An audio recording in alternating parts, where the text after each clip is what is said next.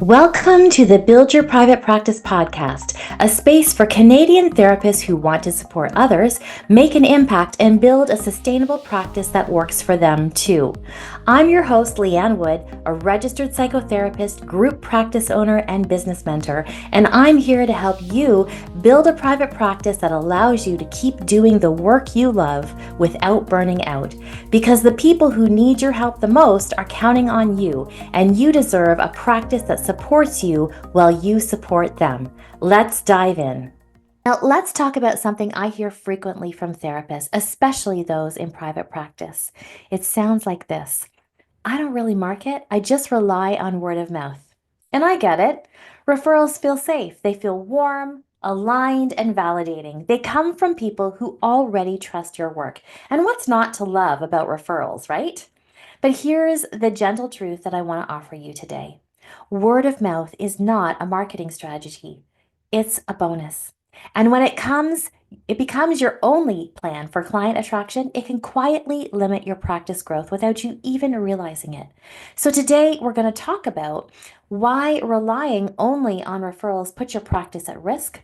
We're also going to talk about the visibility gaps it creates. And finally, we'll talk about how to build a client attraction strategy that feels aligned, sustainable, and fully within your control.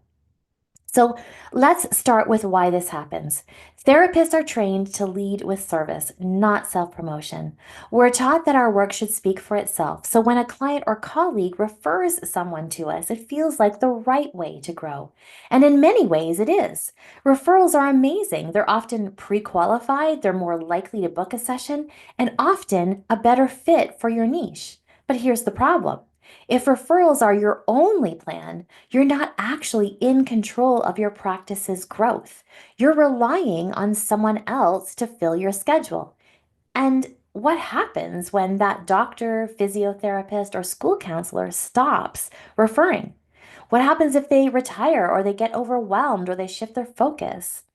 Your caseload dips suddenly, but you have no way to increase visibility, and that's when the cracks show. I've had therapists come to me in a panic because their once steady referral stream dried up seemingly overnight, and they realized they had no system, no strategy, and no visibility beyond their immediate network. And that is not a sustainable way to build a practice. So let's really name the risks clearly. Risk number one is that your caseload becomes reactive, not proactive. You end up waiting to be chosen instead of intentionally attracting the clients you're best equipped to help. And risk number two is that you miss out on clients who are already looking for you. People are searching online right now for therapists who match their needs. And if your online presence isn't clear, consistent, and visible, they'll never find you. Risk number three is you feel pressure to say yes to whoever comes your way. When clients come in through third-party referrals and you're not getting enough inquiries otherwise, you may take on work that doesn't feel aligned with you because you feel like you have to. And this is how burnout starts. This is how you stay stuck at a certain income level. And this is how you start resenting your practice, even though you love the work. So now let's shift into what's possible, because I'm not saying you should abandon referrals, not at all. In fact, I believe in having a strong referral network, but referrals should be one stream, not the whole river.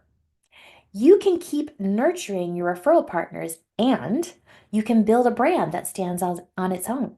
You can show up in the places your ideal clients are already looking, and you can create content, update your profiles, and market in a way that builds trust before they ever reach out. And the result? You get more aligned inquiries. You stop feeling like your caseload is out of your hands, and you build momentum, not just maintenance. Now, when I first built my private practice, I had a strong network from my business background, so referrals came naturally. But I quickly realized that as soon as I wanted to scale or even stay consistent, I couldn't rely on that alone. So I started showing up differently. I refined my website to speak directly to the clients I wanted to work with, and I created content that reflected their struggles and showed them what was possible. I made it easy to understand how to work with me, and slowly but surely, I stopped depending on external validation and started building intentional visibility. The referrals kept coming, but now they were supplemented by clients who found me because my message resonated, and that's when everything changed. So let's pause here and refrain marketing because I know that word brings up a lot for therapists. Marketing isn't about being loud, flashy, or gimmicky. It's not about being salesy or inauthentic. Marketing is simply this: helping the right people find you and trust you before they ever reach out. That might look like having a Psychology Today profile that actually reflects your voice, writing a website homepage that makes someone say, "This is exactly what I need," or sharing a personal insight on Instagram that speaks to a potential client's pain point. Posting your availability with clarity and kindness. This isn't about turning into a marketer. It's about being visible enough for the people who already need you to know where to go. This isn't an either or situation. You do not have to choose between building referral relationships or building your online presence. You can do both. And in fact, the therapists who thrive in today's landscape do both. You stay connected to your community and you nurture your professional network. And you show up online strategically, consistently, and authentically. That is how you create stability. That's how you avoid panicked dips in your caseload. And that's how you grow a practice that's aligned, predictable, and scalable. So let's bring this home with a few practical steps. Here's what you can do this week to start building visibility alongside referrals. Number one, audit your Psychology Today or website bio. Does it speak to your ideal client? Does it reflect what makes you different? Number two, share one post about what you do and who you help. Be real, be warm, be specific, and include a way to reach out. Number three, reach out to a past referral partner and check in. Send a kind, non-pushy message. Reconnect, nurture that relationship. Number four, choose one platform to start being consistent on.